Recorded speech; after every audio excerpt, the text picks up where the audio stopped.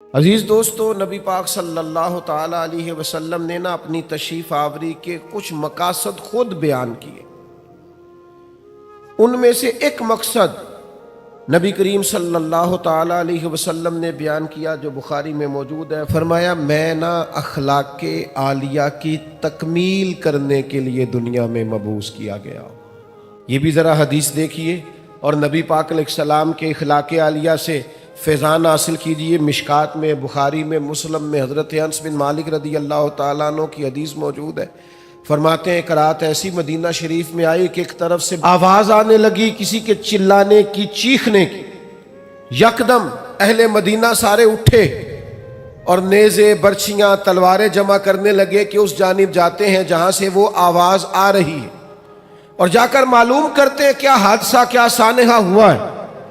فرماتے ہم ابھی تیاری کر رہے تھے ادھر جانے کی اور نبی پاک علیہ السلام گھوڑے پر بیٹھ کر وہاں سے واپس تشریف لا رہے تھے اور حضور فرمانے لگے سو جاؤ سو جاؤ سو جاؤ، میں دیکھ آیا ہوں، کوئی خطرے والی بات نہیں۔ ہم ابھی تیاری میں تھے لیکن یہ میرے محبوب پاک کی شجاعت ہے، بہادری ہے، دلیری ہے۔ آپ کو زندگی کے اندر اپنے دل کو مضبوط رکھنا ہے، اعصاب کو طاقتور رکھنا ہے۔ بعض لوگ بڑی جلدی گھبرا جاتے ہیں، بڑی جلدی پریشان ہو جاتے ہیں، 5 منٹ سے پہلے سانس پھولنے لگتا ہے، دل دھک دھک کرنے لگتا ہے۔ او بھائی آپ ٹھہر جائیں، ستاروں سے آگے جہاں اور بھی ہیں، ابھی عشق کے امتحان اور بھی ہیں، تو یہ تو کام ابھی بڑا آگے تک جانا ہے۔ لیکن گھبراہٹ، بے چینی، پریشانی یہ بندہ مومن کی شان نہیں ہے۔ پلٹنا، جھپٹنا، جھپٹ کر پلٹنا یہ لہو گرم رکھنے کا ہے ایک بہانہ۔ طاقتور زندگی گزاریں، مضبوط اعصاب کے ساتھ وقت گزاریں، ذہن بنائیں کہ زندگی میں پریشانی آئے گی، مجھے فیس کرنا ہے۔ آپ کا ذہن ہونا چاہیے۔ مجھے بتائیے جو جوان ہے اسے بوڑھا بھی تو ہونا ہے نا، بیمار ہے تو ایک وقت خدا نہ خواستہ وہ بھی تو آئے گا نا کہ بیماری بھی آ جاتی ہے، قوا کمزور ہونے لگتے ہیں۔ لیکن اگر آپ کا ہمیشہ اسی طرح پریشان رہنے کا خیال ہے تو پھر بات آگے کیسے بڑھے؟ تو حضور سے فیض مانگے، بہادری کا فیض۔ نبی پاک علیہ السلام، صحابہ فرماتے جب جنگ ہوتی تھی نا تو ہم دشمن کے سب سے زیادہ قریب نبی پاک کو پایا کرتے تھے، حضور قریب۔ ایک جنگ میں ہمارا ارادہ ہوا کہ ہم تھوڑا سا پیچھے ہٹ کے نئے سرے سے حملہ کریں، لیکن حضرت ابو سفیان رضی اللہ تعالیٰ عنہ فرماتے محبوب گھوڑے کو ایڑی لگاتے اور جنگ کے اندر جاتے اور آگے ہی بڑھتے چلے جاتے اور آگے ہی نبی پاک علیہ السلام پیش قدمی فرماتے۔ تو میں نے عرض کی حضور تھوڑا سا پیچھے ہٹ کے نئے سرے سے حملہ نہ کیا جائے؟ تو فرمایا نہ بھائی پیچھے نہیں ہٹنا، میں نبی ہوں، بات یہ بھی سچی ہے، اور میں عبد المطلب کا پوتا ہوں، بات یہ بھی سچی ہے، لہذا پیچھے نہیں ہٹنا، آگے کی طرف پیش قدمی کرنی۔ تو میرے دوست گھبراہٹ نہیں، بے چینی نہیں، الجھاؤ نہیں۔ میلاد شریف والے محبوب سے یہ فیضان پائیں کہ ہم نے ہمیشہ اپنے اعصاب کو مضبوط رکھنا۔ پھر اللہ تعالیٰ نے اپنی حکمت کے ساتھ لوگوں کے اندر دولت کو تقسیم کیا، یہ اس کی حکمت ہے۔ سورۃ الشورى کے اندر اللہ تعالیٰ نے فرمایا کہ اگر سب لوگوں کو مال میں وسعت دے دی جاتی تو زمین میں فساد ہو جاتا، بغاوت ہو جاتا۔ سب کو مال میں وسعت نہیں ملتی، لیکن جن امیروں کو اللہ مال عطا کرتا ہے نا ان میں غریبوں کا بھی حق ہوتا ہے۔ قرآن مجید کہتا ہے سائل کا اور محروم کا حق ہے۔ یہ جو میں کہہ رہا ہوں اس پر غور کریں، حق ہے، نہیں آپ پر، امیر آدمی پر غریب کا۔ آپ کا خیال ہے وہ مانگنے آیا ہے اور اللہ کا قرآن کہتا ہے حق لینے آیا ہے؟ اس کا حق ہے۔ جب انسان کے مزاج میں مالی طور پر گھٹن آتی ہے نا وہ کنجوس ہو جاتا ہے، بخیل ہو جاتا ہے۔ اللہ تعالیٰ نے مالی طور پر وسعت دے دیا پر قلبی طور پر تھوڑی سی اس کے مزاج کے اندر گھٹن ہے تو پھر بھی ماحول میں پریشانی پیدا ہوتی ہے۔ اللہ تعالیٰ بعض لوگوں کو زیادہ مال عطا کرتا، ان کی ذمہ داری ہے غریب بہن بھائیوں کا دوستوں کا، پڑوسیوں کا، سائلین کا، مساکین کا، یتیموں کا، بیواؤں کا، کمزوروں کا خیال رکھیں، ان کی مالی معاونت کریں اور ان کا حق سمجھ کر کریں کہ اللہ حضور سید عالم علیہ السلام کا ایک فرمان اگر کبھی ہمیں یاد ہو جائے نا تو آپ یقین کریں کہ دل کبھی تنگ نہ ہو خرچ کرتے ہوئے۔ حضور فرماتے ہیں رب تمہیں جو عطا کرتا ہے نا وہ تمہارے ضعیفوں کی برکت سے عطا کرتا ہے۔ وہ جو تمہارے ہاں کمزور روٹی کھا جاتے ہیں نا، غریب کھا جاتے ہیں، ان کے سبب سے اللہ تمہیں دیتا ہے۔ تو اگر یہ ذہن بن جائے نا کہ اللہ تعالیٰ پتہ نہیں کس کی برکت سے دے رہا ہے، تو پھر جب کوئی آئے تو بندے کا دل تنگ نہیں ہوگا، وہ پریشان نہیں ہوگا، مضطرب نہیں ہوگا۔ بلکہ ہم نے تو تاریخ میں ایسے بھی سخی پڑے ہیں کہ کوئی لینے آتا تھا تو اس کا شکریہ ادا کرتے تھے کہ یار تیری مہربانی، تو نے اس قابل سمجھا ہے کہ میں تیرے کچھ کام آ سکتا ہوں۔ نبی کریم صلی اللہ تعالی علیہ وآلہ وسلم کہ اخلاق عالیہ سے، حضور کی سیرت پاک سے ہمیں جو فیضان ملتا ہے نا، اس نقطے کو ضرور سمجھیے گا۔ یعنی آپ کتب سیرت میں یہ پڑھیں گے کہ مہینہ مہینہ کاشانہ نور کے اندر آگ نہیں جلی، چولہا نہیں جلا، کھجور پانی پہ گزارا۔ اور اگر ایک سونے کی ڈلی گھر میں پڑی رہ گئی ہے ایک ٹکڑا، تو نبی کریم علیہ السلام نماز پڑھا کے تیزی سے گھر تشریف لے گئے اور حضور نے اسے اٹھایا اور اللہ کے راستے میں خیرات کر دی۔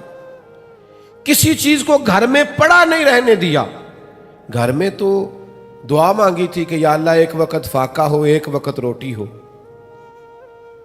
لیکن حضرت جابر ابن عبداللہ رضی اللہ تعالیٰ عنہ ارشاد فرماتے ہیں، بخاری مسلم دونوں میں موجود ہے، فرماتے ہیں کہ جب بھی کسی نے حضور سے سوال کیا ہے نا، تو جو چیز ہم نے حضور کی زبان سے نہیں سنی وہ نہیں ہے۔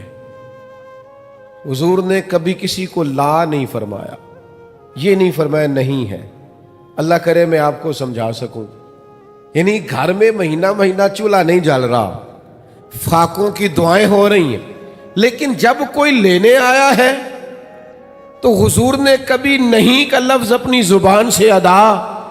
ایسا کوئی محبوب کہیں ہوگا نہ کہیں ہے، بیٹھا ہے چٹائی پہ مگر عرش نشیں ہے، اور ملتا نہیں کونین کو کیا کیا تیرے در سے، ایک لفظ نہیں ہے جو تیرے لب پہ نہیں ہے۔ اور آپ دیکھیے فاضل بریلوی کیا کہتے ہیں، فاضل بریلوی کہتے ہیں واہ کیا جود و کرم ہے شہ بطحہ تیرا، واہ کیا جود و کرم ہے شہ بطحہ تیرا، نہیں سنتا ہی نہیں، نہیں سنتا ہی نہیں مانگنے والا تیرا۔ اور اعلیٰ حضرت فاضل بریلوی رحمۃ اللہ علیہ فرماتے ہیں دھارے چلتے ہیں عطا کے وہ ہے قطرہ تیرا، اور تارے کھلتے ہیں سخا کے وہ ہے ذرہ تیرا۔ محبوب جب دھارے چلے نا، دھارے عطا کے دھارے چلے تو پتہ چلتا ہے کہ میرے کریم نے کسی کو قطرہ عطا کیا ہے، اس کے گھر میں دھارے چل رہے ہیں، نہریں بہہ گئی ہیں۔ اور فاضل بریلوی فرماتے ہیں جب پورے تارے کھل جائے نا سخا کے اور سخاوت کے، پورا گھر اور پورا محل روشن ہو جائے، تو اس کا مطلب یہ ہوتا ہے کہ کریم محبوب نے کسی کو ذرہ عطا کیا۔ میرے کریم سے گر قطرہ کسی نے مانگا تو دریا بہا دیے ہیں، دربے بہا دیے۔ سخاوت کا مزاج پیدا کریں، اور غریبوں کی خدمت میں بھی گزارش ہے کہ حضور فرماتے ہیں بندہ اللہ کے ساتھ جس طرح کا گمان کرتا ہے رب بھی اس کے ساتھ اسی طرح کا معاملہ فرماتا ہے۔ سخاوت کا مزاج تو پیدا کریں۔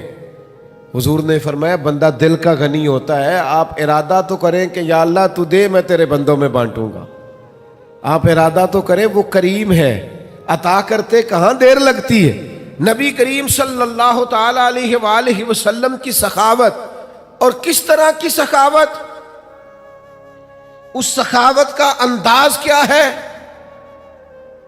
نبی کریم صلی اللہ تعالی علیہ وسلم کے غلام حضرت انس بن مالک رضی اللہ تعالیٰ عنہ ارشاد فرماتے ہیں کہ ایک شخص حضور کی بارگاہ میں آیا تو اس نے نا دو پہاڑیوں کے درمیان کھڑی ہوئی بکریوں کا ریوڑ ہی مانگ لیا۔ تو یہ حضور کا دربار ہے نا، محبوب نے بھی سارا ہی عطا کر دیا، سارا ہی دے دیا کریم محبوب نے۔ اب وہ دیہاتی آدمی تھا، گاؤں جا کے نا اپنے حساب سے اعلان کر رہا ہے۔ ہر آدمی کا اعلان کرنے کا سٹائل بھی اپنا ہوتا ہے نا، وہ اپنے گاؤں جا کے اپنے حساب سے اعلان کرتا ہے، کہتا ہے سارے مدینے چلے جاؤ، حضور تو اتنا دیتے ہیں کہ غربت کا ڈر ہی دور ہو جاتا ہے، سارے چلے جاؤ مدینہ منورہ۔ محبوب تو یوں بانٹتے ہیں۔ وہ میرے دوست، سخاوت کہاں سے شروع کرنی ہے؟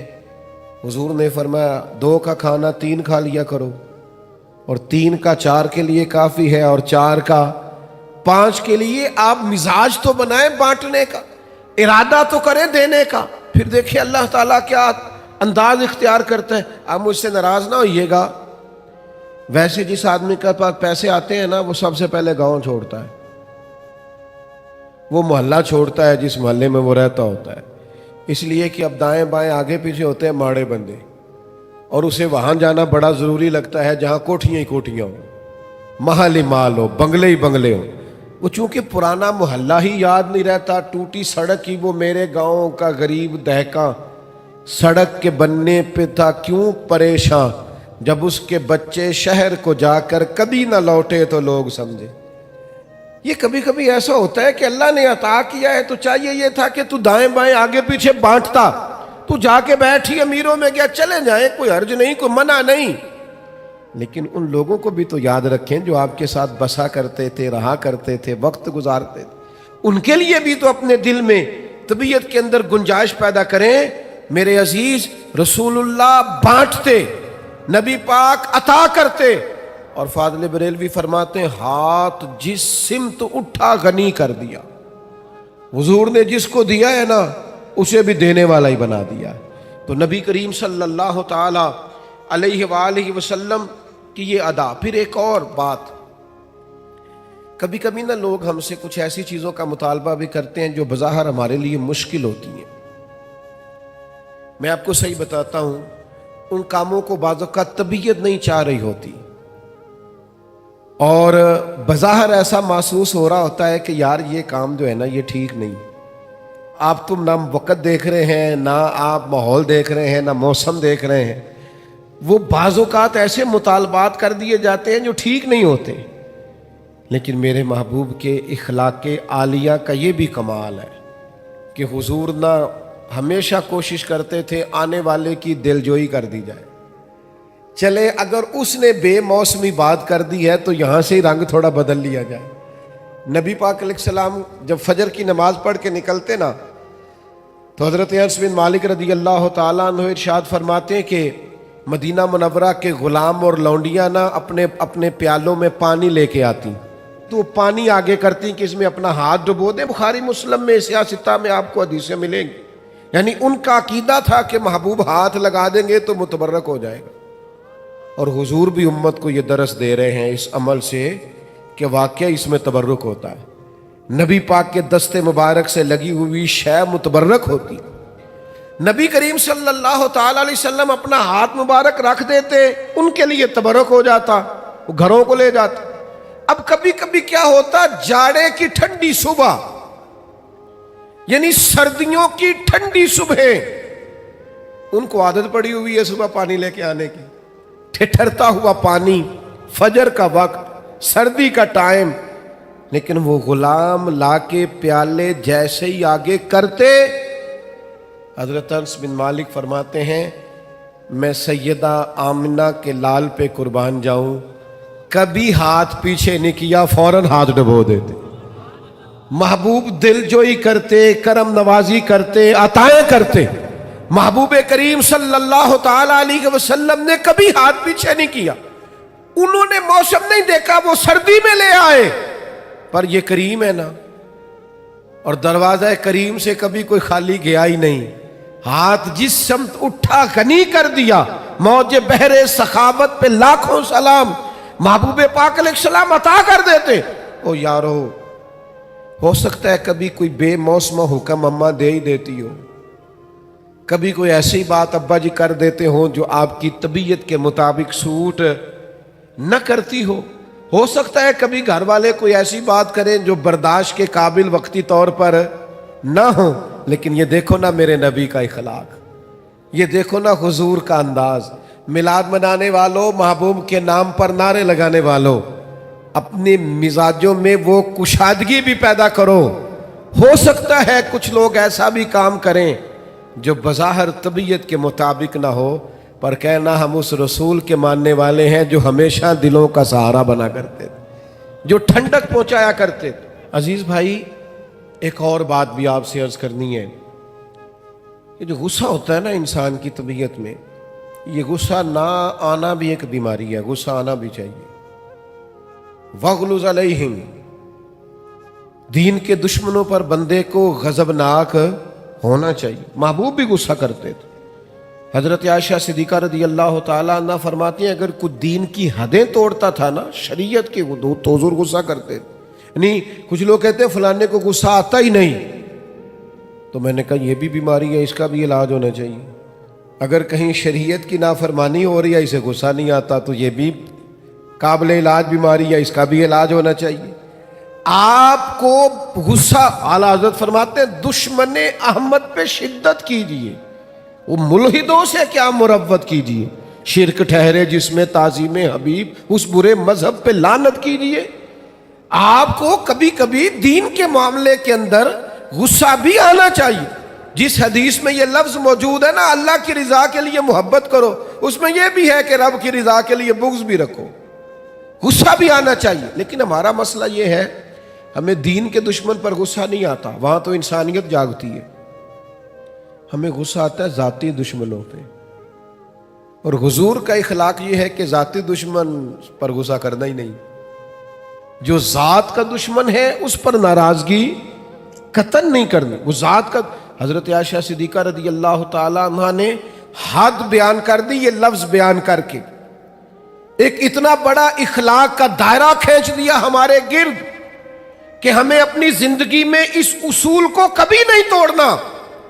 سیدہ عائشہ صدیقہ رضی اللہ تعالیٰ عنہ ارشاد فرماتی ہیں نبی کریم صلی اللہ تعالیٰ علیہ وسلم نے کبھی اپنی ذات کے لیے کسی سے انتقام نہیں لیا، کبھی نہیں لیا۔ مسلم شریف میں موجود ہے، اور دوستوں کبھی نہیں لیا اپنی ذات کے لیے انتقام۔ میلاد منانے کے لیے تشریف لانے والوں، حضور کی محفل میلاد میں حاضر ہونے والوں، کتنے زیادہ جھگڑے ہیں اس وقت جو فقط ہماری ذاتیات کے جھگڑے ہیں، صرف اور صرف ہم اپنی ذات کا بت بنائے، معاذ اللہ لوگوں سے دور ہو گئے۔ کبھی اپنی ذات کے لیے حضور نے انتقام نہیں لیا، کبھی جلال آیا بھی تو حدود اللہ کے معاملے میں۔ آج کیوں نہ اپنے دل پر یہ ارادہ کریں، فیصلہ کریں کہ ذاتیات کے جھگڑے چھوڑ دیں گے ہم۔ جہاں ہمارا ذاتی معاملہ ہوگا وہاں ہم اپنی ذات کا بت چکنا چور کر دیں گے۔ اور پھر انسان کو غصہ آتا ہی ہے نا اپنے ماتحتوں پر، لوگ غصہ کرتے نہیں ملازمین پر، اور بعض ایسے نادان ہیں جو خواتین پر بھی غصہ کرتے ہیں۔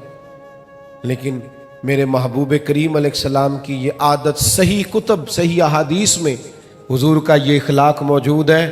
محبوب نے اپنے دست مبارک سے نہ کبھی کسی غلام کو مارا، نہ کبھی کسی عورت پر ہاتھ اٹھایا۔ رسول اللہ صلی اللہ تعالیٰ علیہ وسلم نے یہ حد بندی بیان کی کہ آپ کو اپنی ذات کے لیے کبھی کسی سے انتقام نہیں لینا۔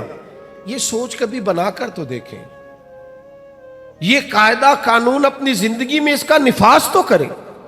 ہر جگہ ذاتی جھگڑے، ذات کے معاملات ہم نے کھڑے کیے ہوئے ہیں۔ یہ کتنا مشہور واقعہ ہے طائف کا، لوگوں نے پتھر مارے، اور جب باقاعدہ فرشتے نے آ کے کہا یا رسول اللہ حکم کریں تو میں ان کو پیس کے نہ رکھ دوں، تو حضور نے کیا فرمایا؟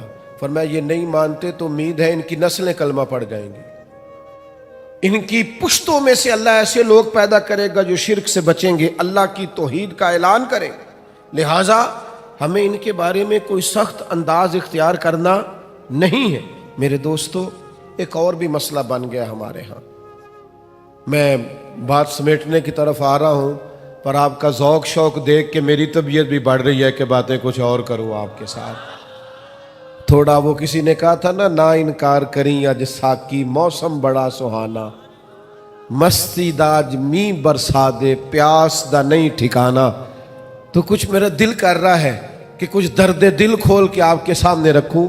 جو چیزیں معاشرے میں محسوس کرتا ہوں ان احساسات میں سے کچھ باتیں آج آپ کے ساتھ کروں. ایک اور طبیعت ہماری بڑی ہو گئی ہے، لان تان کرنے کی، برا بھلا کہنے کی، سخت سست جملے کہنے کی. اب یقین کریں مذہبی سٹیج سے، آج کل مذہبی سٹیج سے لفظ بیان کیے جا رہے ہوتے ہیں معاذ اللہ، اور اس طرح کی گفتگو کی جا رہی ہوتی ہے بازاری زبان میں کہ جو اس سٹیج کو زیب نہیں دیتی.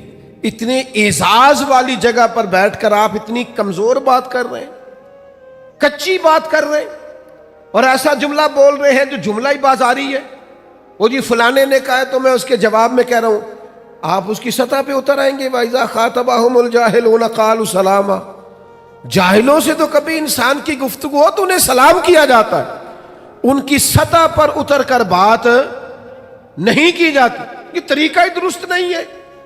میرے عزیز، حضرت انس بن مالک رضی اللہ تعالیٰ عنہ ارشاد فرماتے ہیں جب ایک مقام پہ کہا گیا نا حضور علیہ السلام کو، صحابہ فرماتے ایک مقام پہ کہا گیا یا رسول اللہ آپ دعا کر دیں یہ تباہ ہو جائیں. تو حضور فرمانے لگے مجھے لعنت کرنے والا بنا کے نہیں بھیجا گیا، مجھے تو رحمت للعالمین بنا کر بھیجا گیا. تو جو بنا کر بھیجا گیا ہے، جو حضرت عیسیٰ علیہ السلام کو ایک شخص برا بھلا کہہ رہا تھا، آپ دعائیں دے رہے تھے. تو ایک صاحب نے کہا حضور وہ برا بھلا کہہ رہا ہے آپ دعائیں دے رہے. فرمانے لگے اس کے اندر جو ہے وہ باہر نکل رہا ہے اور میرے اندر جو ہے وہ باہر نکل رہا ہے. تو اب یہاں جس چیز کا سٹاک ہے وہی نکلے گا نا. اب کچھ لوگوں کے اندر جو بھرا ہوا وہی باہر آئے گا. حضرت انس بن مالک کا یہ فرمان، اللہ کرے امت یاد کرے. حضرت انس بن مالک ارشاد فرماتے ہیں نہ تو نبی پاک فحش گو تھے، کوئی ایسی بات نہ کرتے جو خلاف ادب ہوتی، نہ لعنت کرنے والے تھے، نہ آپ کا کلام اس طرح کا ہوتا تھا جس طرح کا عرب میں بد کلامی سے گفتگو کی جاتی تھی. فرماتے اگر کبھی حضور کو بڑا جلال بھی آتا تو اتنے لفظ فرماتے تھے اس کی پیشانی خاک آلود ہو. اس سے زیادہ کبھی میرے نبی کریم نے کوئی بات ارشاد، ناک خاک آلود ہو، پیشانی خاک آلود ہو، اس سے بڑھ کر کبھی کوئی جلال کا جملہ حضور کی زبان سے نہیں نکلا. آپ کی خدمت میں عرض کروں گا آپ کا لہجہ اتنا میٹھا ہو، اتنا باوقار ہو، لفظ اتنے جچے تلے اور حسین ہو کہ آپ کو نعرہ لگا کے نہ کہنا پڑے غلام ہے رسول کے غلام ہے، بلکہ آپ کے لہجے سے اندازہ ہو کہ یہ کوئی عام نہیں ہے، یہ رسول اللہ کا غلام ہے. اس کا انداز بتاتا ہے نبی پاک کا غلام ہے، اس کے لفظ اور جملوں کی تاثیر بتاتی ہے یہ رسول اللہ صلی اللہ علیہ وسلم کا غلام ہے. یعنی آپ کہتے پھریں کہ میں بلبل خوش لہجہ گلزار نبی ہوں، میٹھی میری باتیں ہیں، میں نمک خار نبی ہوں، حضور کا نمک کھاتا ہوں، اس لیے لہجے میں مٹھاس آ گئی. تو نبی کریم صلی اللہ تعالیٰ علیہ وسلم کو اللہ تبارک و تعالیٰ نے اخلاق عالیہ کی بلندیوں کے ساتھ دنیا میں مبعوث فرمایا. ایک بات جو آج امت کو بڑی سمجھنی ہے اور جس پر امت کو بہت زیادہ غور کرنا ہے وہ یہ ہے کہ امت کو نا اب کچھ دائروں کا پابند ہونا پڑے گا. اب اپنی زندگی میں کچھ اصول وضع کرنے پڑیں گے، کچھ قاعدے بنانے پڑیں گے. آپ کو پتہ ہے دنیا میں سب سے بہترین زندگی وہ لوگ گزارتے ہیں جو اپنے وقت کو مینٹین کرتے ہیں. سب سے قیمتی وہ شخص ہوتا ہے جس نے اپنے ٹائم کو مضبوط کر لیا، مربوط کر لیا. ہمیں اخلاقی رویوں کے معاملے میں اپنے آپ کو ٹھیک کرنا. آئیں گے لوگ اکسائیں گے، لوگ آئیں گے غصہ دلائیں گے، لوگ آئیں گے کوئی ایسی بات کریں گے جس سے آپ کی طبیعت میں وہ بات گراں گزرے گی، آپ کے گھر کے اندر سے کچھ ایسی آوازیں اٹھیں گی جس پر آپ سخت ہوں گے. لیکن میرے بھائی حضور علیہ السلام نے نا اخلاق سکھایا ہے ہمیں. اگر ہم رد عمل کے طور پر بھی کبھی سختی دکھائیں گے تو پھر ہم نے سیکھا کیا ہے، پھر ہم نے لیا کیا ہے؟ ہمیں اخلاق عالیہ کی ان بلندیوں پر سفر کرنا ہے، بلندیوں پر. ایک حضور کا بہت بڑا اخلاق یہ ہے کہ نبی کریم معاف کر دیا کرتے تھے. حضور درگزر فرماتے، اور صرف درگزر نہیں فرماتے، جو میں بات کرنے لگا ہوں وہ خاص کرنے لگا ہوں. ایک ہوتا ہے کسی کو معاف کر دینا، اور معاف کر کے پھر اس شخص پر احسان جتلانا، اور اس کے بارے میں اپنا رویہ اس طرح کا رکھنا کہ دیکھا نا میں نے معاف کر دیا ہے، اتنا ہی کافی نہیں کہ میں نے تمہیں کچھ کہا نہیں. یہ انداز نہیں، بلکہ بہت سارے لوگ تو اس طرح معاف کرتے ہیں کہ پہلے پچھلی ساری ڈائری پھولتے ہیں، سارے صفحے اور ورق الٹتے ہیں، اتنی باتیں سناتے ہیں، تو نے یہ بھی کیا، تو نے یہ بھی کیا، اور میں یہ بھی کر سکتا ہوں، میں یہ بھی. وہ آخر میں معاف کرتے ہیں تو وہ معاف نہیں کیا ہوتا انہوں نے اپنی باتوں سے پوری سزا دی ہوتی ہے، وہ سب کچھ کر چکے ہوتے ہیں. اب وہ معافی اس طرح کی ہوتی ہے کہ وہ معافی لگ نہیں رہی ہوتی، وہ لگتا ہے کہ یار وہ جو تیرے جملے تھے وہ تو تلوار اور نیزے بن کے سینے میں پوری طرح پیوست ہو گئے، اب تو کیا معاف کر رہا. نبی پاک علیہ السلام کا کمال دیکھو، جناب ابو سفیان ہر جنگ میں مقابلے میں رہے، سردار بن کے، سپہ سالار بن کے لڑنے کے لیے آتے رہے، لیکن فتح مکہ کے موقع پر جب وہ معافی مانگنے آئے اور جب وہ کلمہ پڑھنے آئے، ان کا کلمہ میرے محبوب نے اس طرح قبول کیا اور انہیں معافی اس طرح سے دی کہ نری معافی نہیں دی، ساتھ میرے رسول نے عزت بھی عطا فرمائی، ساتھ رسول اللہ صلی اللہ تعالی علیہ وسلم نے اعزاز بھی عطا کیا. جناب ابو سفیان رضی اللہ تعالیٰ عنہ کو معاف بھی کیا، فرمایا آپ کو معاف بھی کیا، آپ نے کلمہ پڑھا قبول کیا، اور ساتھ فرمایا جو ابو سفیان کے گھر میں داخل ہو جائے گا میں اسے بھی معاف کر دوں گا. یہ دیکھو معافی بھی دی ہے اور عزت بھی دی ہے، خود بھیک دیں اور خود ہی کہیں منگتے کا بھلا ہو، ساتھ عزت بھی عطا کی، وقار بھی دیا، بلندی بھی دی. کیا نرالا رنگ ہوگا حضرت ابو سفیان کا، کیا سوچتے ہوں گے وہ لوگ بھی، کیا محسوس کرتے ہوں گے کہ کہاں ہمارا وقت گزرا اور کیا اعزاز ہمیں ملا. فرمایا تمہیں معاف بھی کرتے ہیں اور شان بھی دیتے ہیں. یہ میرے رسول پاک کا مزاج ہے. کہا تھا عثمان بن طلحہ نے جب حضور ہجرت کر رہے تھے کہ میں آپ کو چابی نہیں دوں گا کہ آپ اندر سے بیت اللہ شریف کی زیارت کر لیں. حضور نے فرمایا میں چابی ایک دن لے لوں گا تم سے. حضور نے فتح مکہ کے موقع پر چابی لے لی، کہتے ہیں لے لی چابی حضور نے، لیکن جب میں معافی مانگنے کی نیت سے آگے بڑھا تو مجھے معافی بھی ملی اور چابی بھی دوبارہ ملی. یعنی حضور نے معاف بھی کیا اور عزت بھی عطا کی. نبی پاک صلی اللہ تعالی علیہ وسلم نے حضرت سعد بن معاذ رضی اللہ تعالیٰ عنہ سردار تھے قبیلے کے، مسلمان ہوئے، نبی پاک کے غلام ہوئے، اور اتنا شانوں والا آدمی جن کے جنازے میں محبوب خود شامل ہوں، جن کی قبر پر کھڑے ہو کے نبی پاک علیہ الصلوۃ والسلام تسبیحات پڑھے، جن کو محبوب پاک اتنا اعزاز دے. حضرت سعد بن معاذ آئے تو حضور نے فرمایا اٹھ کے استقبال کرو، تمہارا سردار آیا ہے. حضور عزتیں عطا کرتے، نوازتے. ہم نہ کبھی معاف کر دیں تو سینہ نہیں صاف کرتے، کشادگی پیدا نہیں کرتے. جن سے غلطیاں ہو گئیں انہوں نے کئی دفعہ ہاتھ پھیلا کر معافیاں مانگی. غلطی ہو گئی تھی بہو سے، اس کے باپ نے بھی آ کے معافی مانگی، ماں نے بھی معافی مانگی، اس بیٹی نے بھی کئی دفعہ مانگی. ہم نے کہہ بھی دیا چلو ٹھیک ہے، سینہ نہیں صاف کیا، دل سے بات نہیں نکالی. مومن کے سینے میں غل نہیں رہا کرتا، بوجھ نہیں رہتے. مومن سینے صاف کر. ہو گئی غلطی ہمارے چھوٹے بھائی سے، بھول گئے تھے، ہمارے پڑوسی ایک دفعہ غلطی ہو گئی، وہ بس کر دیں یار. اس محبوب کے ماننے والے ہیں جو چیز سب سے پہلے عطا کرتے تھے وہ معافی تھی. حضور فوراً معاف کر دیتے. نبی پاک کا طریقہ ہی معاف کر دینا تھا. اپنے رویوں میں مثبت تبدیلیاں لائیں. اور میں آپ سے عرض کروں اگر ہم اخلاقی طور پر سنورنے کا ارادہ کریں گے تو اللہ ہماری مدد بھی فرمائے گا. ہم اگر خیال کریں گے نا یار میں ایک ایک کر کے اپنی عادات پر محنت کروں تو اللہ بڑا کریم ہے، کرم ہوگا. آپ کوشش کریں کچھ طبیعتیں بدل جائیں. اب رویوں کا بوجھ لوگوں سے سہا نہیں جاتا۔